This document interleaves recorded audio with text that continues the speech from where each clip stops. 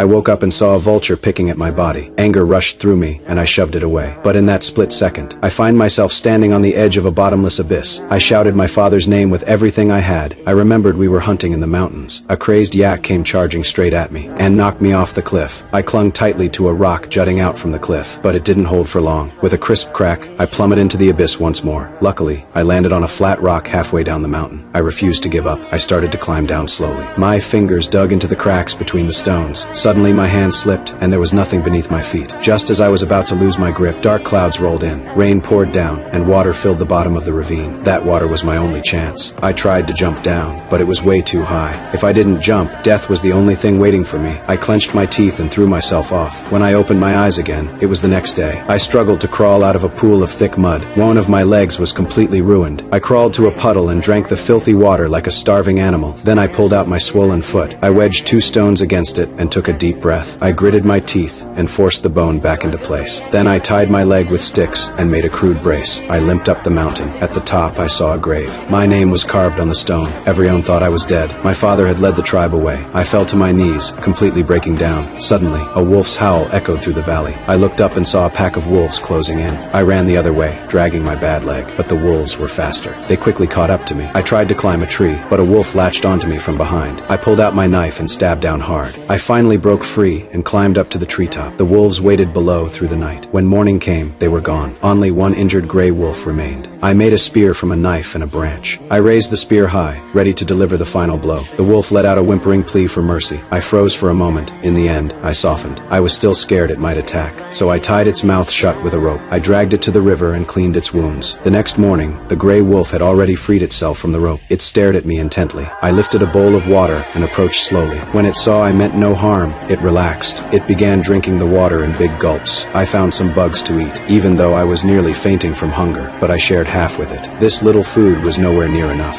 The next day, I went hunting. I spotted a rabbit in the grass. I grabbed a rock and smashed it down. That night, I learned how to start a fire. It was the first time I had warm roasted rabbit. The gray wolf was drooling with desire. I told it to behave if it wanted food. It seemed to understand and lowered its head. I threw a bone to it. The next day, I decided to head back to the tribe. I told it to go back and find its own pack. But no matter how I tried to drive it away, it refused to leave. I threw a stick to scare it away, but it just brought it back, wagging its tail. So we walked together. I named it Alpha. With Alpha, hunting became easy. Food was no longer a problem. Every morning, it woke me right on time. Then one day, a blizzard hit suddenly. We crawled into a cave to take shelter. I was just catching my breath when Alpha started growling. I followed the direction of its gaze. A massive dark figure emerged slowly. It was an ancient black panther. Then it lunged at me with incredible speed.